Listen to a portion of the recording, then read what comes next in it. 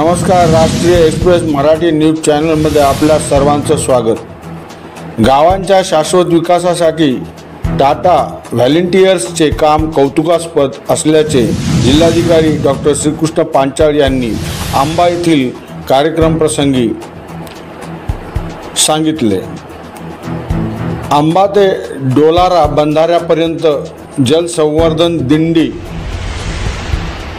जिल्हाधिकारी पांचाळ यांच्या हस्ते जलपूजन आणि वृक्षारोपण संपन्न. परतूर तालुक्यातील आंबा येथे टाटा व्हॉलंटियर्स आणि ग्रामपंचायतच्या वतीने जलसंवर्धन जनजागृती कार्यक्रमाचे आयोजन करण्यात आले. यावेळी बोलताना जिल्हाधिकारी पांचाळ म्हणाले की गावाचा शाश्वत विकास साधायचा असेल तर समाजातील सर्व घटकांनी एकत्र येणे ही काळाची गरज आहे. टाटा पॉवरच्या टीमने आंबा आणि डोलारा शिवारात दगडी बंधारा बांधून जलसंवर्धनाचे काम हाती घेतल्याने आणि ते काम पूर्ण केल्याने शिवार बहरले आहे, पाणी पातळी वाढली आहे. यावेळी डोलारा येथील बंधाऱ्याची जिल्हाधिकारी पांचाळ यांनी पाहणी केली. यावेळी त्यांनी जलपूजन देखील केले.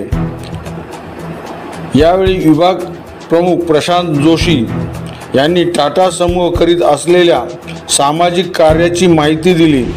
फादर जॉर्ज दाब्रियो यांनी पाणी बचतीतून सेंद्रिय शेती करण्याचे आव्हान आयोजित कार्यक्रम प्रसंगी केले.